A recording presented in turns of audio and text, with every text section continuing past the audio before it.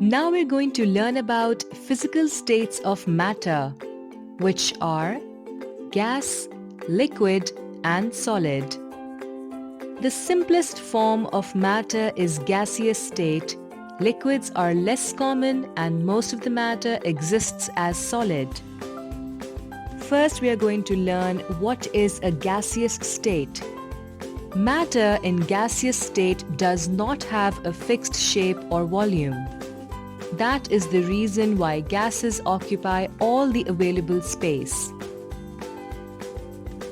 Their intermolecular forces are weak, and pressure is a significant property of gases which has been studied quite extensively along with the effect of temperature on them. Now we're going to learn about the liquid state of matter.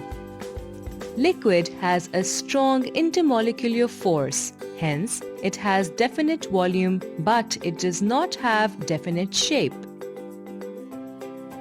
It attains the shape of the container in which it is kept. Liquids evaporate and their vapors exert pressure. Liquids are less mobile than gases, therefore they diffuse slowly.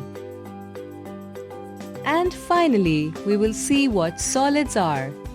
The solid state of matter has a definite shape and volume. The molecules are very close to one another and are closely packed in a solid state. They are more rigid and denser than liquids and gases.